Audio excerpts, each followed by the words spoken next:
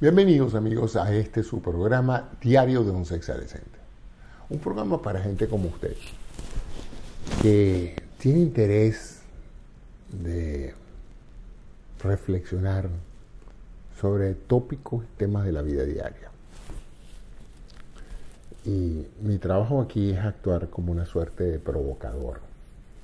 Un provocador que tiene por propósito ponerlo a pensar a usted.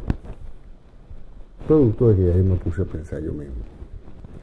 Y de esa manera pues me dedico a abordar temas de cosas que veo, de cosas que escucho, de cosas que siento, de angustias que siento.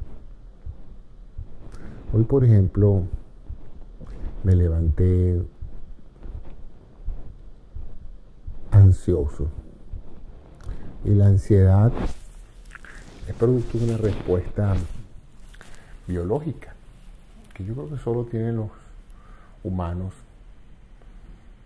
puesto que los animales la experimentan, la ansiedad de que algo va a pasar, y usted ve a los perros, a los gatos y a los otros animales angustiados por la aparente sensación de que algo va a pasar. Se ve mucho cuando la gente comenta cómo los animales se inquietan antes de un terremoto, ¿no? Antes de que los humanos perciban el terremoto, ya muchas personas perciben que los animales van de un lado al otro y están ansiosos, etc.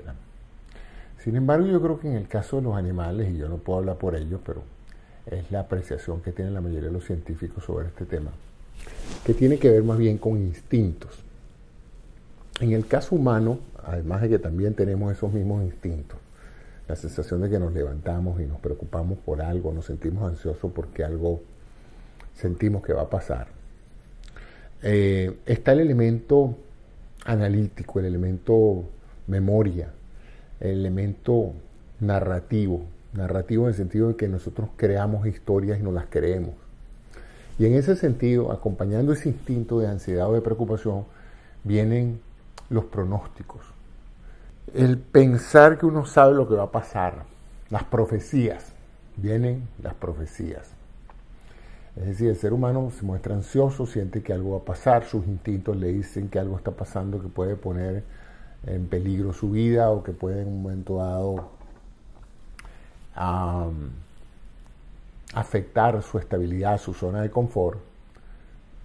Pero además de sentir esa sensación, la persona elabora una teoría, una explicación, una profecía de por qué esto puede estar pasando.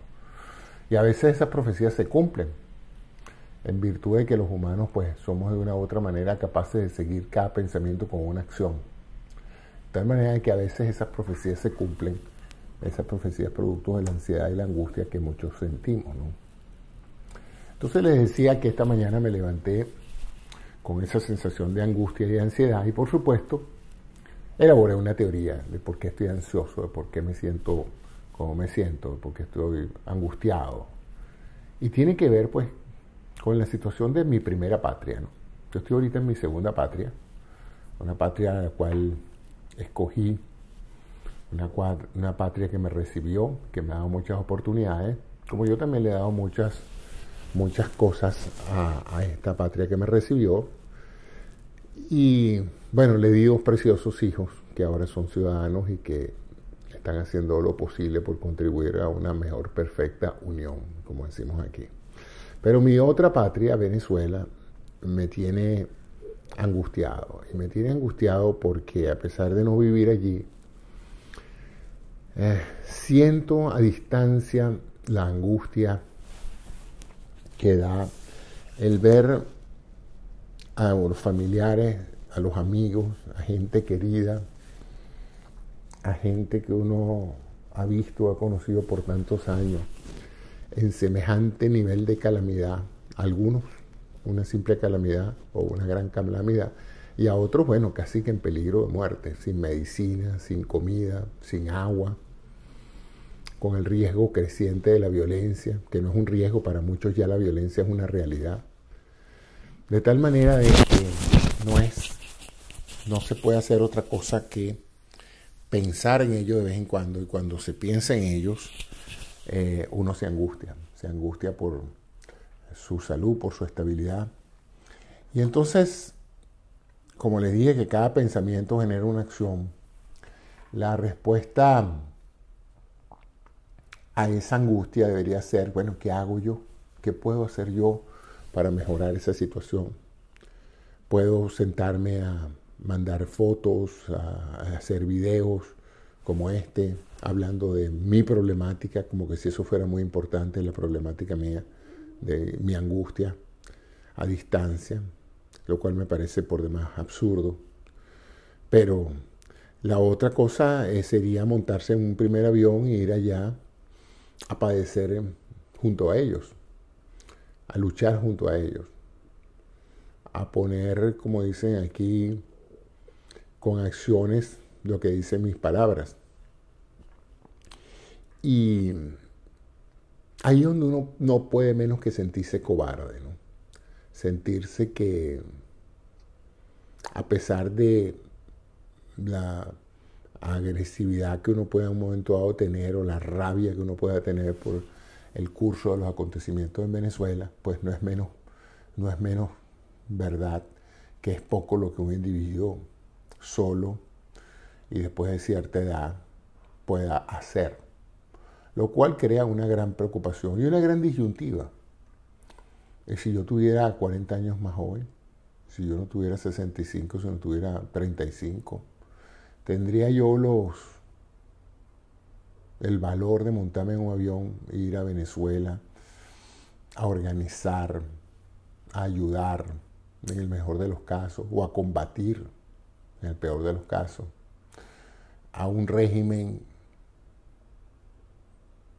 que ha destruido el país, no solamente en su parte material, en su parte económica, en sus servicios, sino lo ha destruido moralmente? Porque cuando uno ve a los venezolanos que llegan aquí buscando asilo, uno no ve gente optimista, uno ve gente destruida, desmoralizada, que vienen con el sueño de cambiar su vida. Es interesante porque ya no vienen con la sensación de que el país puede cambiar. Al contrario, vienen derrotados, vienen con la sensación de que el país ya no tiene salida, y por eso ellos encontraron la salida. De tal manera de que no sé hasta dónde llegue esto, no sé qué pronóstico hacer. Veo a diario compatriotas venezolanos en televisión hablando de un grupo, de otro, defendiendo sus posiciones. Y me duele ver cómo se fractura lo que debería ser una oposición sólida hacia el régimen tan oprobioso que conduce a Venezuela todavía. La pena que da por el papel decepcionante de la Fuerza Armada, que con justificación o no, bien sea porque están desarmados o controlados o vigilados por el G2, por lo que sea, resulta penoso un ejército que se rindió tan fácil, ¿no? Un ejército que no ha dado muestras de mayor resistencia. Se me ocurre, me gusta mucho la historia, y con frecuencia leo sobre la resistencia polaca, primero a los nazis y después a los comunistas, a los rusos, y cómo los polacos luchaban hasta el último hombre, ¿no? Y los finlandeses ante la invasión rusa, y tantos pueblos con tantas fuerzas armadas que ante ejércitos superiores en número y tecnología dieron la talla, pelearon la pelea y murieron en combate. Todavía estoy por ver el primer acto de sabotaje que venga producto de un componente de la Fuerza Armada. El único fue este muchacho Oscar Pérez, que valientemente, pues, con sus limitados recursos, pudo hacer un ejemplo de dignidad y morir en combate.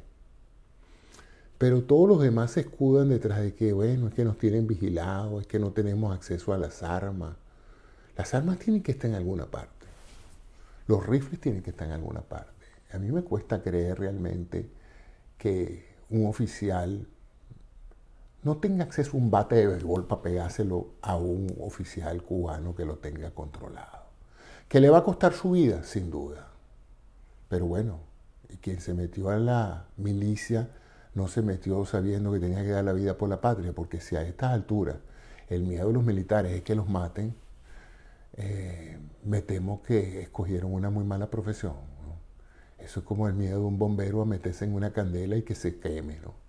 Yo sé que el miedo es libre, pero toda persona que acepta una profesión de este tipo acepta los riesgos asociados. Y cuando tú dices, yo voy a poner la vida por la patria, no se trata de que te vayas a matar como un tonto, ¿no? Pero tampoco de que te escudes bajo la premisa de que no quieres que te maten. Pues si no quieres que te maten, métete a maestro. Y aún así a los maestros los están matando, ¿no? Entonces, esa es mi reflexión de hoy. Por eso me levanté con esa angustia en la mañana, de pensar lo cobarde que me siento, lo incapacitado y lo limitado que me siento. Y pienso que este sentimiento es general. Pienso que yo no soy el único venezolano en muchas partes del mundo a cualquier edad que se siente impotente, siente rabia, siente frustración, no sabe, no entiende bien la dinámica de lo que está pasando, pero que se pregunta si los hombres que pudieran hacer algo en este momento, los hombres que saben dónde está el parque de guerra, los hombres que pasean todos los días en un tanque, que pueden alinear el ánima de ese cañón en otra dirección. Yo recuerdo cuando yo era joven, tuve un compañero de clase que era español, el padre era español, y el padre llegó a Venezuela huyendo de la guerra, y él, si me está oyendo, él sabe quién es. Y su padre era oficial de tanques de las filas de Francisco Franco. Manejaba unos tanques alemanes que les habían dado los alemanes, los nazis, al fascismo español para que combatiera a los republicanos. Ese cuento me lo echó el papá. Y le decía, o sea que tu papá peleó con los fascistas. Me dijo, no. Papá era un joven de 23 años. Y en el momento en que lo llamaron a la acción, a disparar, él hizo algo absurdo. Él volteó la torreta de su tanque y le disparó, pero a los fascistas. Por supuesto que después de haber causado las bajas que pudo haber causado, tuvo que bajarse del tanque, salir corriendo e irse a luchar contra los nazis, pasando la frontera con Francia, y a luchar con los milicianos, con la resistencia francesa.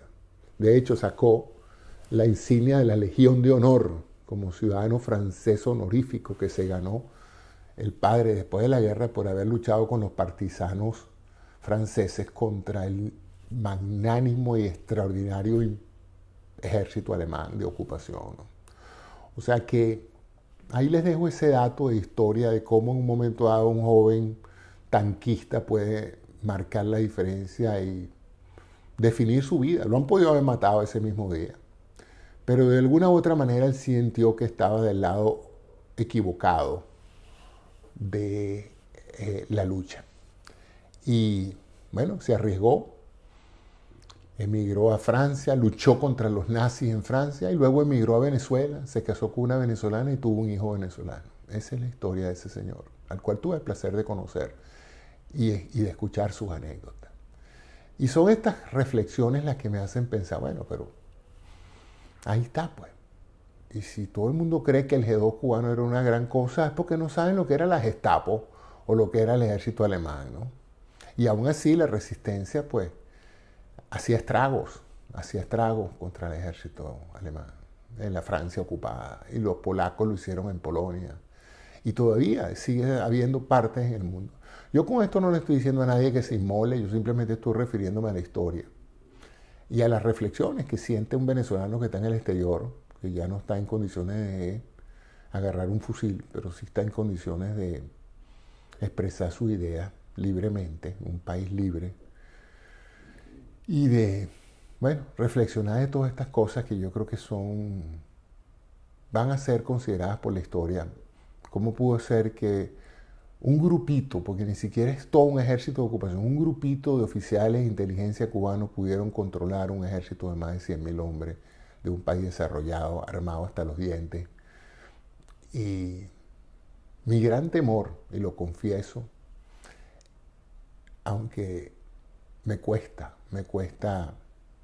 reconocerlo, es que si esto no ha pasado, no creo que sea necesariamente porque los han comprado a todos. Hay alguna explicación peor a mi juicio. Y la explicación es que los adoctrinaron a todos. Les cambiaron el chip aquí. En otras palabras, la gran mayoría de los oficiales y soldados venezolanos fueron adoctrinados por ese régimen para pensar y actuar de esa manera. Y cuando una persona, como dicen, se le lava el cerebro y se le hace un instrumento de violencia, pues pasa lo mismo que pasó del lado alemán, que el nazismo logró indoctrinar a millones de hombres para que fueran a matar millones de personas a nombre de otro hombre, de un pequeño hombre llamado Adolfito Hitler, ¿no? Y bueno, hasta el último momento hubo gente que peleó por Hitler, increíble. Aún conscientes de la tragedia que para el pueblo alemán representó Hitler, aún así habían alemanes dispuestos a dar su vida. Y cuando supieron que el Führer se había muerto, fueron y se suicidaron. A ese nivel de fanatismo llegó el virus del nazismo, ¿no? Y yo creo que el virus del comunismo tiene un elemento similar al fascismo, aunque son de lados opuestos, ¿no? Y es el hecho de que esa convicción de que el fin justifica los medios los lleva a sacrificarse hasta el último hombre, pues. Ojalá que el ejército venezolano y el pueblo venezolano no llegue a esos extremos y que la gente que todavía cree en el chavismo no se inmole por una causa que lo que ha hecho es enriquecer a un grupito de vivos de ambos bandos. Ese es mi comentario de hoy. Así es que ese es lo que tenía que decir hoy. De ahí vino mi angustia de esta mañana. Bueno, no sé si vuelvo a hacer estos videos reflexionando sobre estos temas que son extremadamente dolorosos para mí. Yo preferiría hablarles de la salud, hablarles de otros temas más pueriles, más sanitarios que este tema. Pero este tema está allí y todos saben que está allí. Todos los que me conocen y saben de dónde vengo y cómo pienso, deben imaginarse que detrás de todos esos programas sexualizantes, pues hay una persona que siente y padece remotamente la angustia de un pueblo que está sufriendo. Gracias por su atención y saquen ustedes sus propias conclusiones. Gracias.